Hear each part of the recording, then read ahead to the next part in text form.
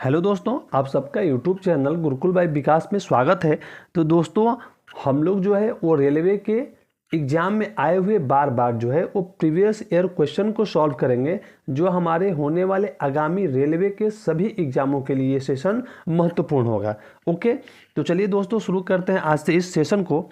आज का हमारा पहला क्वेश्चन है कि निम्नलिखित में से कौन सा मानव गतिविधियों एवं सभ्यता के प्राक ऐतिहासिक काल का सही कालानुक्रम है। और देखिए, ये क्वेश्चन जो है दोस्तों आरआरबी एनटीपीसी के शिफ्ट फर्स्ट में जो है ये आया हुआ क्वेश्चन है। यहाँ पे कहने का मतलब है कि प्रागैतिहासिक काल का जो सही कालक्रम है उसे हमें पता करना है। तो देखिए, प्रागैतिहासिक काल को 3 भागों में बांटा गया। पहला था हमारा पूरा पाषाण काल, दूसरा था हमारा मध्य पाषाण काल और तीसरा कौन था हमारा नव पाषाण काल। यानी कि पहले पूरा पाषाण काल, फिर मध्य पाषाण काल और फिर नव पाषाण काल। अगर यहाँ पे ऑप्शन की बात करें तो ऑप्शन नंबर कौन सा सही हो जाएगा? ऑप्शन नंबर हमारा यहाँ से बिल्कुल सही हो जाएगा। यानी कि प्रागैतिहासिक काल का जो सही क्रम है वो है पहले पूरा पाषाण काल, उसके बाद मध्य पाषाण काल और फिर नव पाषाण काल। ठीक है, ओके। चलिए नेक्स्ट क्वेश्चन देखते हैं। नेक्स्ट क्वेश्चन से पहले दोस्तों देखिए, हमारे इसी यूट्यूब चैनल पे जो है वो रीजनिंग का प्रैक्टिस सेट जो है वो डेली आपको प्रोवाइड किया जाता है, जो आपके एसएससी और रेलवे के सारे एग्जामों को कवर करता है। तो दोस्तों यहाँ पे आप जाके देखिए, प्रैक्टिस सेट 30 जो है अपलोड आज कर दिया गया है। जाइए देखिए दोस्तों, आपके लिए बहुत ही यूजफुल होगा। ओके, चलिए नेक्स्ट क्वेश्चन देखते हैं। नेक्स्ट क्वेश्चन हमसे पूछ रहा है कि इनमें से कौन सा पाषाण युग जो है के 3 प्रमुख कालों के अंतर्गत नहीं आता है। मतलब पाषाण युग के 3 जो कालक्रम हैं, पहले तो हमें ये पता होना चाहिए कि पाषाण युग के 3 कालक्रम कौन है। ठीक है, तो पाषाण काल के 3 कालक्रम हैं। अभी हमने पीछे भी उसे पढ़ा है कि पहला है पूरा पाषाण काल, दूसरा है नव पाषाण काल और तीसरा है मध्य पाषाण काल। देखिए, पूरा पाषाण काल, मध्य पाषाण काल और नव पाषाण काल ये प्रागैतिहासिक काल का कालक्रम है। तो यहाँ पे हमसे पूछ रहा है कि पाषाण युग के कालों के अंतर्गत इनमें से कौन नहीं आता है। तो पूरा पाषाण काल आ जाएगा, मध्य पाषाण काल आ गया और नव पाषाण काल आ गया। बचा हमारा ताम्र पाषाण काल। तो दोस्तों यहाँ पे राइट आंसर हो जाएगा ताम्र पाषाण काल, जो हमारा जो है वो पाषाण युग के कालक्रम के अंतर्गत नहीं आता। जो ताम्र पाषाण काल है दोस्तों, वो नव पाषाण युग जब खत्म हुआ, जो नव पाषाण युग है, नव पाषाण युग के बाद जो है हमारा ताम्र पाषाण युग जो है वो शुरू हुआ। लगभग 5000 ईस्वी पूर्व में, 5000 ईस्वी पूर्व में जो है वो ताम्र पाषाण युग जो है, ताम्र पाषाण युग जो है लगभग 5000 ईस्वी पूर्व में शुरू हुआ। और इसी समय सर्वप्रथम मनुष्यों द्वारा जो है वो तांबे का जो है वो तांबे धातु का जो यूज किया गया था, कब? 5000 ईसा पूर्व में। ओके, ठीक है। चलिए अगला क्वेश्चन देखते हैं। अगला क्वेश्चन जो है हमसे पूछ रहा है, देखिए ये भी क्वेश्चन जो है आरआरबी एनटीपीसी के शिफ्ट सेकंड में 14/3/2021 में आया हुआ क्वेश्चन है। पूछ रहे हैं हमसे कि भीमबेटका की गुफाओं की खोज जो है वो कब हुई थी। भीमबेटका की गुफाओं की खोज कब हुई थी? तो दोस्तों, भीमबेटका की गुफाओं की खोज जो है 1957-1958 के ईस्वी में हुई थी। कब हुई थी? 1957-1958 में भीमबेटका की गुफाओं की खोज हुई थी। अगर भीमबेटका की गुफाओं की खोजकर्ता की बात करें तो भीमबेटका की गुफाओं की खोज किसने की थी? तो दोस्तों देखिए, भीमबेटका की गुफाओं की खोज जो है वो डॉक्टर श्रीधर वाकणकर, किसने? तो श्रीधर वाकणकर ने भीमबेटका के गुफाओं की खोज की थी। किसने? वाकणकर ने जो है वो भीमबेटका की गुफाओं की खोज की थी। कब? 1957-1958 ईस्वी में। भीमबेटका की गुफाएं कहाँ पे हैं? तो दोस्तों देखिए, भीमबेटका की जो गुफा है वो मध्य प्रदेश के रायसेन जिले में है। कहाँ पे? तो मध्य प्रदेश के रायसेन जिले में जो है वो भीमबेटका की गुफाएं हैं। ओके, ठीक है। इसकी खोज किसके द्वारा की गई थी? तो इसकी खोज की गई थी डॉक्टर श्रीधर वाकणकर के द्वारा। कब? 1957-1958 में। कहाँ पे स्थित है? तो ये मध्य प्रदेश के रायसेन जिले में ये स्थित होता है। एक और आप नोट कीजिए कि जो भीमबेटका है, तो भीमबेटका को जो है यूनेस्को द्वारा सन 2003 ईस्वी में, कब? सन 2003 ईस्वी में यूनेस्को ने इसे विश्व धरोहर स्थल जो है वो घोषित किया था। यूनेस्को द्वारा वर्ष 2003 में जो भीमबेटका की गुफाएं हैं ना, भीमबेटका की गुफाएं हैं, उसे विश्व धरोहर स्थल में शामिल किया गया, यानी कि विश्व धरोहर स्थल जो है इसे घोषित किया गया। अब देखिए एक क्वेश्चन से हम लोगों को कितनी चीज़ें मिली। यहाँ पे सिर्फ हमसे पूछा था कि भीमबेटका की गुफाओं की खोज कब हुई थी, तो इसका तो आंसर हमें पता हो गया 1957-58। हो सकता है कि इस बार हमसे पूछ दे कि इसकी खोजकर्ता कौन है, तो खोजकर्ता हो जाएंगे डॉक्टर श्रीधर वाकणकर। कहाँ पे स्थित है भीमबेटका की गुफाएं, तो ये मध्य प्रदेश के रायसेन जिले में स्थित है और इसे सन 2003 में यूनेस्को द्वारा जो है विश्व धरोहर स्थल जो है वो घोषित किया गया। ओके, चलिए अगला क्वेश्चन देखिए। नेक्स्ट क्वेश्चन हमसे पूछ रहा है कि भीमबेटका के शैलाश्रय निम्नलिखित में से किसके लिए प्रसिद्ध है। भीमबेटका के शैलाश्रय का मतलब कि जो भीमबेटका की गुफाओं में है क्या, पहले समझिए। भीमबेटका की जो गुफाएं हैं वो चट्टानों शैलों से बनी हुई है। तो जो शैलें हैं वहाँ पे, जो वहाँ पे चट्टानें या शैलें हैं, वो किसके लिए प्रसिद्ध है। तो दोस्तों जो भीमबेटका की गुफाओं के चट्टानें या शैल खंड हैं, जो शिलाएं हैं, वो किसके लिए प्रसिद्ध हैं। तो देखिए वो जो है भारतीय उपमहाद्वीप पर मानव जीवन के प्राचीनतम चिन्हों की वजह से जो है प्रसिद्ध है। और ये क्वेश्चन जो है हमारा आरआरबी एनटीपीसी के शिफ्ट फर्स्ट में 10 फरवरी 2021 का जो शिफ्ट हुआ था, इसमें ये पूछा गया है कि भीमबेटका के जो शिलाखंड है वो किसके लिए प्रसिद्ध है। तो वो मानव जीवन के प्राचीनतम चिन्हों की वजह से प्रसिद्ध है। देखिए पाषाण युग में जो मानव अपने जीवन यापन जिस प्रकार से करता था उसको वहाँ पे चित्रित किया गया है भीमबेटका की गुफाएं में। कहाँ पे स्थित है अभी हमने पढ़ा, तो इसका आंसर जो है ऑप्शन नंबर डी हो जाएगा। स्थित कहाँ है, तो ये स्थित है मध्य प्रदेश के रायसेन जिले में। कहाँ पे, तो मध्य प्रदेश के रायसेन जिले में ये स्थित है, ठीक है। और वर्ष 2003 में यूनेस्को द्वारा, रिपीट कर देता हूँ, यूनेस्को द्वारा जो है इसे विश्व धरोहर स्थल जो है घोषित किया गया। इसके खोजकर्ता कौन थे, तो डॉक्टर वाकणकर, ठीक है। चलिए नेक्स्ट क्वेश्चन देख लेते हैं। नेक्स्ट क्वेश्चन हमसे पूछ रहा है कि भारत में पाषाणकालीन शिला चित्रकारी कहाँ पे पाएगी। अभी देखिए, अभी हमने पीछे पढ़ा कि जो पाषाणकालीन शिला चित्रकारी है, यानी कि शिलाओं पे चित्रकारी कहाँ पे पाई गई है पाषाण युग की।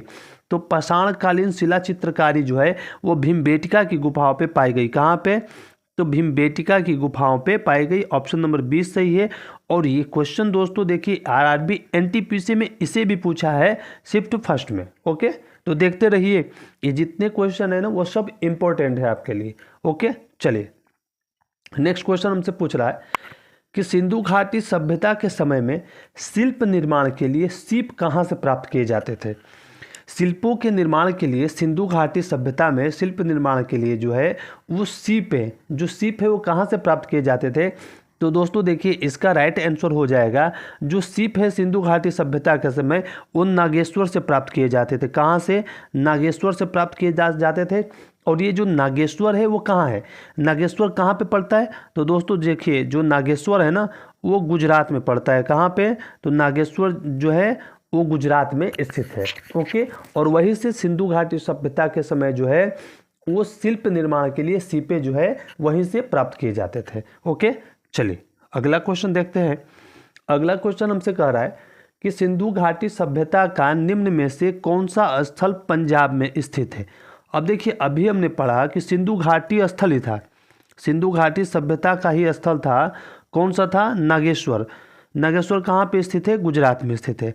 उसके बाद देखिए पूछा हुआ क्वेश्चन है आरआरबी एनटीपीसी के स्टेज 2 का। हाँ देखिए ये स्टेज 2 में पूछा हुआ क्वेश्चन, यानी कि कौन सी चीज़ें कहाँ पे स्थित है ये पूछा है स्टेज 2 में, ठीक है। शिफ्ट फर्स्ट में क्या पूछा है, अभी पूछा कि नागेश्वर कहाँ स्थित है, गुजरात में। वही पूछ रहा है कि सिंधु घाटी सभ्यता का निम्न में से कौन सा स्थल जो है वो पंजाब में स्थित है। पंजाब भारत में, एक पाकिस्तान में पंजाब है, तो भारत वाले पंजाब में कौन सा स्थित है। तो दोस्तों देखिए पंजाब में हमारा स्थित है कौन सा, रोपड़। ऑप्शन नंबर डी, रोपड़ जो है वो सिंधु घाटी सभ्यताई स्थल है रोपड़, जो कि पंजाब में स्थित है। ओके, अब रोपड़ के बारे में आप देखो, रोपड़ की खोज कब हुई थी ये आप जानते चलिए, क्योंकि जब ये क्वेश्चन पूछा है तो हो सकता है कि इससे एक कदम आगे हमसे पूछ ले, तो हम इसकी गहराई में देखते हैं। रोपड़, अगर आप रोपड़ की बात करो तो रोपड़ कहाँ स्थित है, अभी हमने देख लिया पंजाब में, ठीक है। इसकी खोज कब हुई थी? तो देखिए रोपड़ को डिस्कवर किया गया 1950 में। कब? रोपड़ को 1950 में जो है इसकी खोज की गई। किसके द्वारा की गई? तो इसके खोजकर्ता थे रोपड़ के, यानी कि रोपड़ की खोज 1950 में किसके द्वारा की गई? तो की गई है बीबी लाल। किसके द्वारा?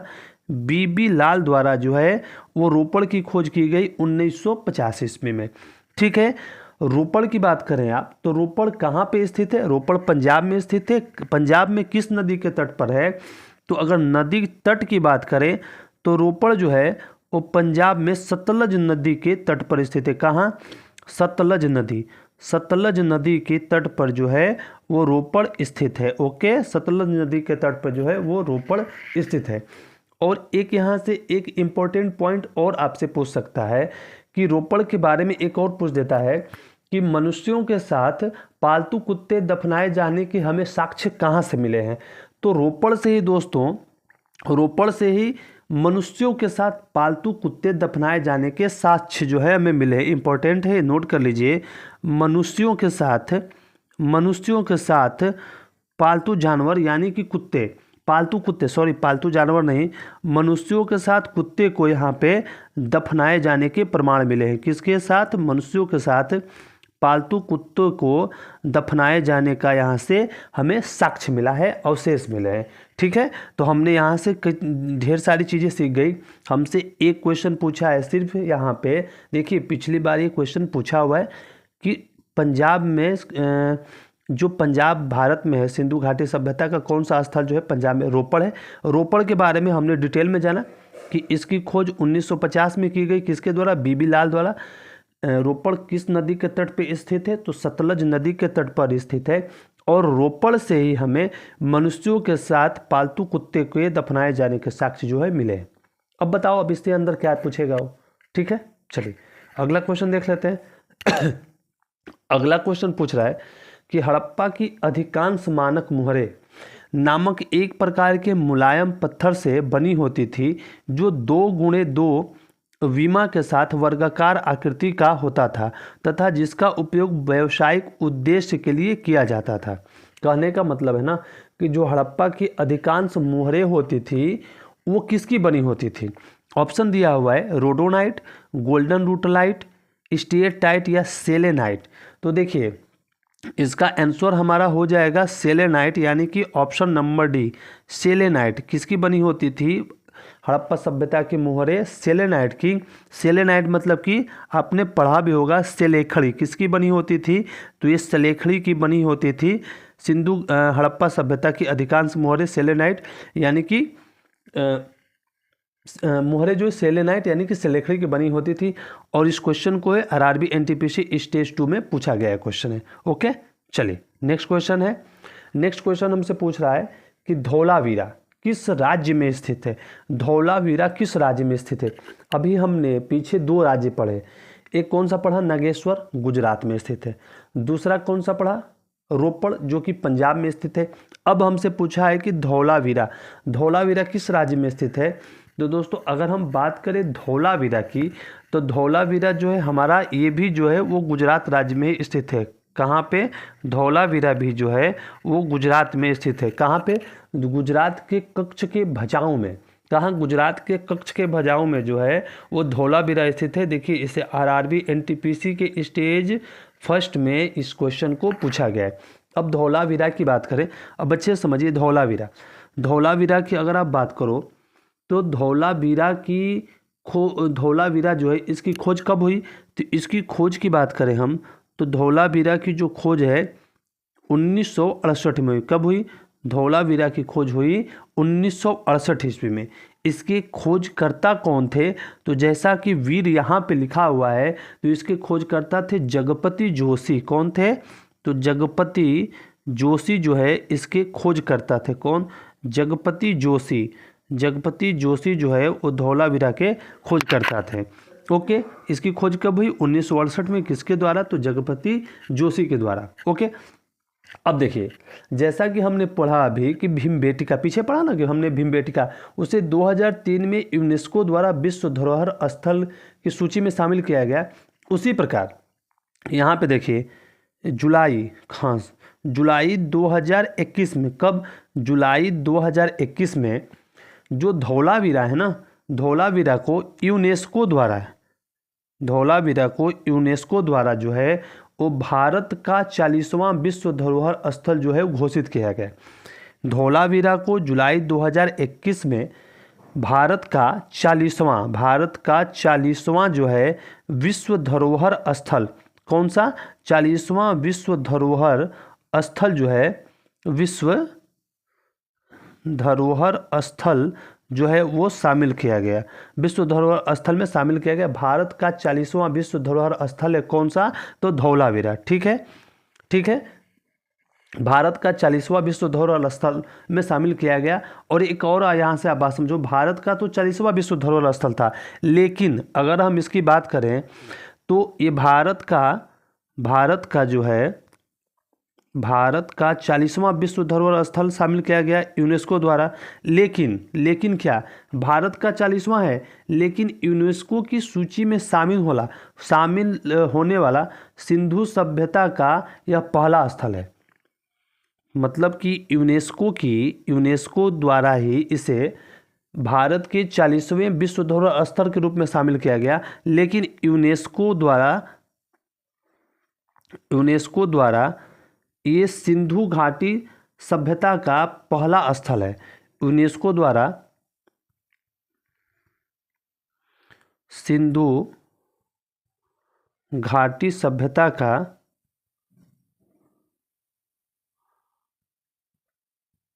पहला स्थल है जिसे विश्व धरोहर सूची में शामिल किया गया।